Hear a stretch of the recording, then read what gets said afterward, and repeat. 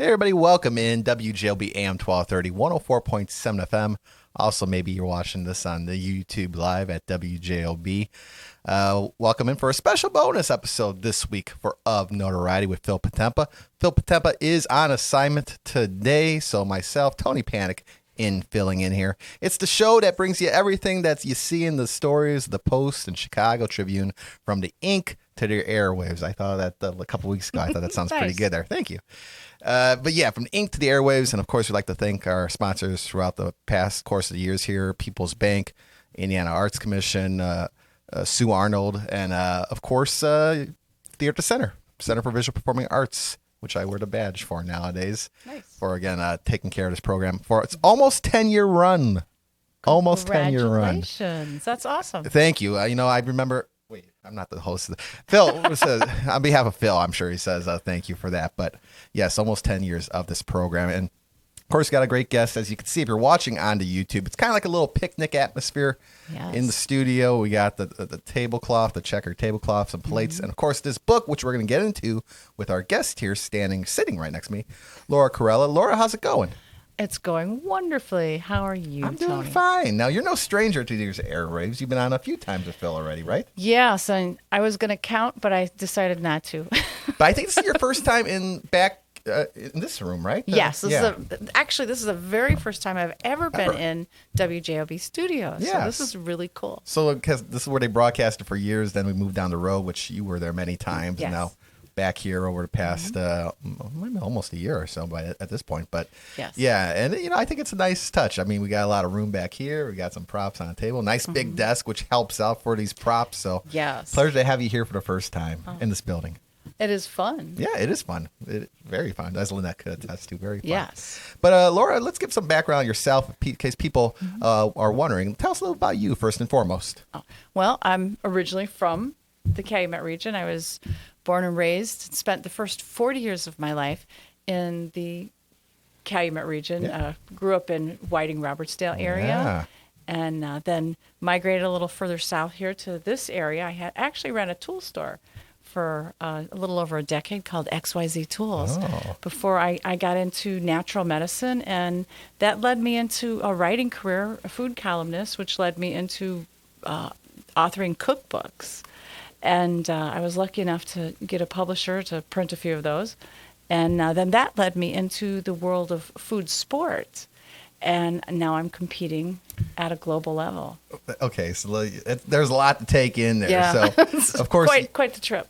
Quite the trip. Of course, you mentioned the cookbooks and whatnot, but then to go into competitive sport, what's that like? Because it's one thing, to write about, then to compete with others at the highest of levels. Yes, it was going out of the frying pan and into the fire. Kind of like putting on a pierogi suit. Yes, exactly. Well, you're a long-time Whiting resident, so yes, the much hoopla about that. Yes, and that's what happens. I guess I wouldn't say hoopla for pierogi. I'd say maybe halupka. See, there you go. See, we got to have some fun with that. Yeah, rim shot there, but yes, for no sure, drummer in the room. Sorry. But what's that like? Take us back to your first competition there. I mean, what are you feeling? I mean, it's probably a little nerve-wracking. It was, and Tony, I got to tell you, the very first time that I competed at the World Food Championships was in 2015, and it happened. The competition was within a month or two of me just getting married. Oh. And I brought my new husband with me as my assistant, and he was another one that got thrown right into the fire. He didn't even get a chance to be in the frying pan. He just went straight into the fire with me, and that was quite the experience. It was nerve-wracking for both of us, and of course, because it was my first time at doing such a thing, I didn't fare that well. Yeah, I was happy to get into the top 20. Hey, first time. That's Yeah, and but it does rattle you. How do you find these competitions? I mean, you probably know all about pretty much all of them, but you pick and choose. Like, I'm gonna go into that one.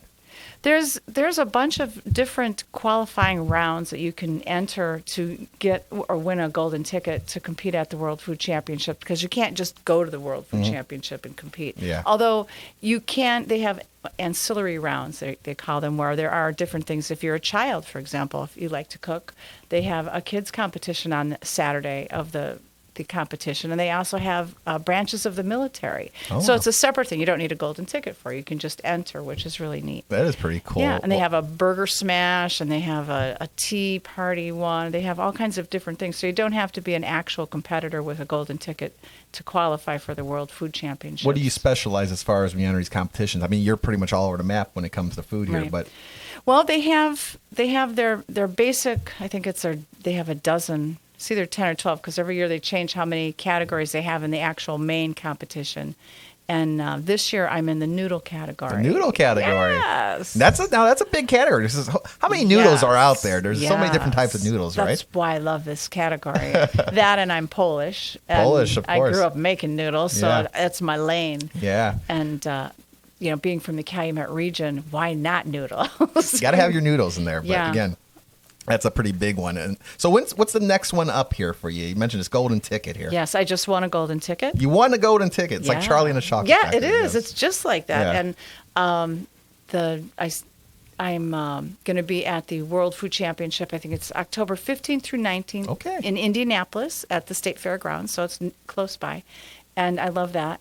And we're competing, what is it?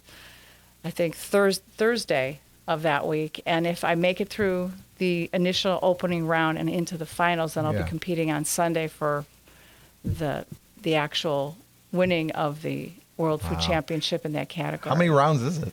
Well, Usually? there's just the 2 rounds, 2 rounds. in this opening bit, and if you win your category, if I win the noodle category, then I will go next spring to what they call the final table in Bentonville, Arkansas. Oh, wow. So Yeah. all the competitors from each of the categories, the top wins in those they advance to that final table. And from there, they do 3 or 4 different cooking contests to determine who the ultimate world food champion is. That sounds fun. A lot of Yeah. pressure, but fun at the end It's of the day. extremely And tasty. pressure. Oh, Yes. pressure like you have no idea.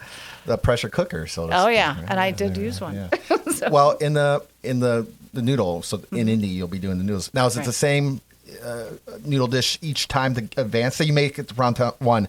You got to think of something new in round 2?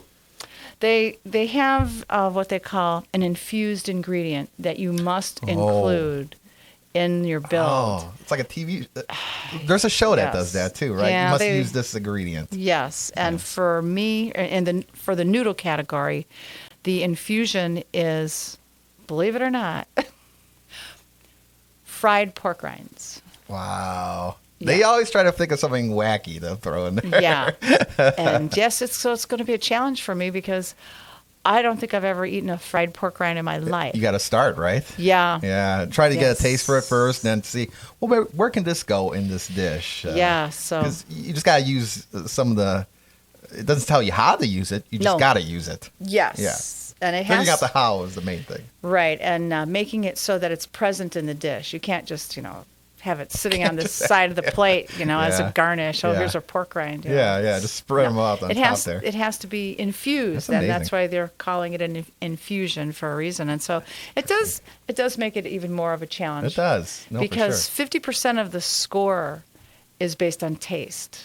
Yeah. So you got to get the taste Yeah. down pat, and then 35% is based on appearance, and then the last 15% is based on execution. It's a whole thing. Did you isn't follow it? Yeah. I mean, it's one thing to taste good. It's got to look good and all that. And, adding that, because everybody has their specialties, but then you add that bonus ingredient. Then you're Yeah. like, all right, we're going to see how they can incorporate this in Right. there, But, And you've also got to think outside the box, because you know that most people are probably just going to grind it up and make it a dust that they sprinkle over it, because that's like the easiest thing to do. So you have to be more creative than that, because you need to stand out. yeah.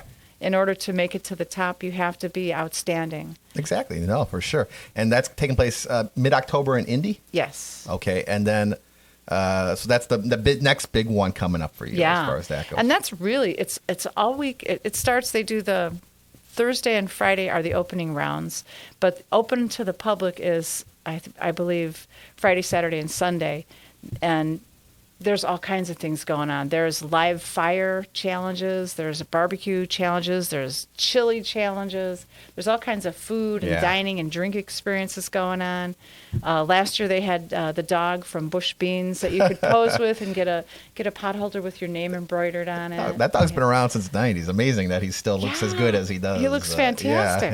And he can pose like nobody's business. I've never seen a dog sit so still. I was not sure he was alive because he was so still. Well, hopefully. He looks so cute, though. Yeah. He really did. Not stuffed with beans either. But so that's taking place. And again, you're representing, Whiting, Robertsdale, the region, the Calumet region. So you gotta feel proud about that. I am. I'm very proud to have made it to this level because honestly, getting to go to the World Food Championships isn't a big deal. Yeah, and for sure. It lifts your spirits like nothing else does. So it's a lot of fun. I'm really looking forward to it, and I'm planning like crazy what I'm going to do as far as the recipe goes. My mind's just spinning. Yeah. You got a little bit of time to think about. Yes, I do. That, because I have a time constraint too, in order to get the whole thing done. That's another thing. Yeah. So it is really like you watch me on the Food Channel. Yes. A type of show like that with you got a time limit. You got it's like Beat Bobby Flay, right? Yes. They got that show. Did you ever think about entering the Beat Bobby Flay show? Try to beat Bobby Flay? No, because I don't know. I don't think I could do that. Hey, I don't know. You've been in a lot of food competitions. I mean, you might be the one to finally take down Bobby Flay. Maybe if he's listening to this program, he'll take up on a challenge. But well, I think I'm competing more against myself when I do the competitions. I don't feel that I'm competing against someone else. I always feel like I'm trying to up my own game against me. That I need to improve my game. And that's a good mindset to have, right? Yeah. A lot of people probably like, well, I got to be better than others, but you want to perfect yourself there in the process as well. So, again, that's congratulations too. I don't think I said that. So we're all proud of you here in the region. And of course, besides the competitions, you also, as you mentioned at the beginning of the show, cookbooks as well. Yeah. How many cookbooks for you here? I think this is my fourth. Your fourth cookbook, and you're watching on the YouTube stream. You can see it right here. Midwest Morsels. Tell me what's in this book here. I mean, it's a big book. Yeah. So there's a lot going on in here. Yes, because it's actually all about the Calumet region. All about the Midwest takes it right there. Midwest Morsels. I wrote about it's actually a it's a culinary memoir of sorts because it goes through my life through recipes and how I lived here in the Calumet region and all my favorite recipes and all my favorite haunts. I think there's over 40 different places mentioned. Oh, yeah. And then my riff or spoof or whatever you want to call it on the recipes that I liked on that particular location. And what happened was when I moved to Michigan, I started missing all the food. Happens, yeah. And I was like, I so miss Marushak's coleslaw. Like nobody's business. And Marushak's is no more. They're no more. A lot of those places, sadly. I mean, we still got some mainstays. Teeble's is almost 100 years old. And Teeble's is, and I've got mentioned in the book. I mentioned House of Pizzas in the book. And all my favorite recipes from those places. And I included my coleslaw recipe from my vision of what Marushak's coleslaw is. And I remember Phil mentioned it last time I was on the air. Yeah. He really liked it. So because the book was so well received, this is the new revised and expanded edition of Midwest Morsels. So I've added another whole chapter to it that are my everyday recipes. And it leans into that love for the Calumet region flavor. So not only are you getting all the stuff you got in the first Midwest Morsels, but you're getting, I think the book totals over 100 recipes now. I see that on the back here. I'm reading the back here, featuring 100 plus recipes, which, oh man, you're set for the whole year with that. Yeah, and I brought and stunning one revelation from the first book. Yes, and I'm not going to say no, but what I did is I brought in, and Phil's going to be upset he's missing this. Look at this. But Lynette, can we, what camera is that there? Whoop. There you go. Now explain what we're seeing here, Laura. I think I know what this is. Yes. Yes, but those are very special rushkis because I had some organic peaches and plums at the house that if I didn't cook up, they were going to go bad. So I cooked them down into filling. So it's fresh filled. And the Rushki themselves were made with Kerrygold butter because that's all I had in the house. And I learned that Kerrygold is got so much more fat than regular Land O'Lakes butter. I had to add more flour just to get it so I could roll it out. My husband was trying to roll it out for me, and it's sticking to the board. That's impressive. And we were just fighting it. But you got to taste one. I'll do it on the air. I know Jim D'Lo eats on the air, so I can eat on the air right as ahead. well. So I just recommend leaning forward because there's a little powdered sugar. You don't want to get it all down the front of you. Yeah. You know how that goes. Better dust off before I leave here, right? Yes. And what's in the filling? It's what's it called? Red Haven peaches, and I think it's called Moonlight Plum. Here we go. Mixed together. So it's a one-off. Oh, my goodness. That's very good. I could eat a bunch of these. Yeah. These are very good. So what do you think of the filling? I like it. Can you tell that they're fresh? Oh, yeah, I could tell. Let's see. Or back. Just for science and research. That's very good. Yeah. So is this one you always made, or is this a new creation? Well, I've been cool. making the Rushkis with my mom my entire life, and the recipe is in the book. But as far as the filling goes, I started making my own fillings when they started putting high fructose corn syrup in the fillings that you buy at the store. Yeah. And they've lost their flavor. Yeah. They don't have that fruit flavor Yeah. anymore. And plus, we live in Michigan now, and you got all kinds of fruit trees. That's true. Yeah. And using your own fruit is just unbelievable. It makes a big difference, and people don't know that until they try it. Really, right? I mean, they go to the store, and it's always a lot of additives in there, and you're not tasting the fruit then anymore. when you have something like this, you're like, well, geez, why can't I get this all the time? But you got to make it, and that's why you buy the book, right? That's right. Yeah. And it's not hard to do with the fruit. You just cook it down. It's nothing, really. Just take some time to go buy some fresh fruit and cook it down. I would ask you what your favorite recipe is, but that might be choosing like one of your children. You know, it's like, how do you choose your favorite thing to cook and create? And that'd be tough. Well, it is tough. I think, with me, I've always liked the Calumet region food. So really anything from the Calumet region is on my favorite list. We're known for our food here, you know. People love the establishments around here. And where can people get the book there, Laura? It's on Amazon. On Amazon, okay. Or you can go to laurakurella.com. And that's where they can find you for any updates about anything, where you're going to be next, what competitions are on the horizon. Oh, yeah. Are you on social media, too? I know. Yes. I'm on checked it out. Facebook and Instagram. Definitely. Facebook and Instagram, you know. Maybe soon TikTok. You never know. Maybe. Lynette's isn't like those are like short videos. Those TikToks. Food is like a big thing on TikTok, right? Or no? Oh yeah. Yeah, like little food videos, kind of like Instagram, I guess, in a sense. Yeah. Yeah. I could do that. I've got some videos that are on YouTube because I used to have a TV show, local cable shows. So I'm out there from a couple decades ago, and I did some radio shows and stuff too that are out there as well. So in the ether. Oh, yeah. You can find yourself if you just... yeah, it's kind of scary. Search. You can watch me age online. Aging like a fine wine, I should say, or whatever this glass is here. Cherry juice. Glass of cherry juice. Yes. Yeah, the front of the book has got the Cherries Jubilee. And homage to Michigan cherries. Oh, my goodness. They're so good. Yeah. What part of Michigan is it again?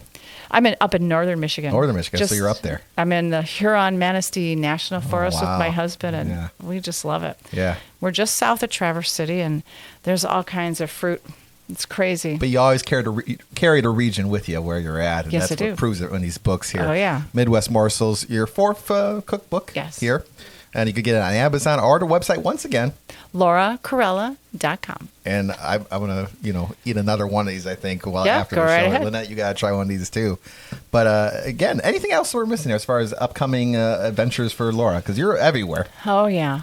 Well, if you need to know what I'm doing this weekend, my husband and his brother and sisters and I are going to go to the Sox game tomorrow night. There you go. So we're doing a little Taylor family reunion. You got to take it in. Now, tomorrow they're not giving out the Pope hats tomorrow, I don't think. But, no, actually, tomorrow night at Sox Field is Elvis night. Elvis night is always a big one. Yeah, and his brother George is flying up from Florida, and his sister Marianne and Judy live in Whiting. Elvis, what was he? The peanut butter and banana sandwiches, yeah. My husband actually likes peanut butter and banana on an English muffin. They go, Elvis worked with what he had at the time, I think, and put him on just toast right there. But, well, thank you so much, Laura. And again, pick up the book. If you love the region food, this is even if you've never tried it before, but this is a book you especially want to get. Yes, and it's got recipes in it from places that are no more, like Phil Schmitz. Can't get it anywhere. Yeah.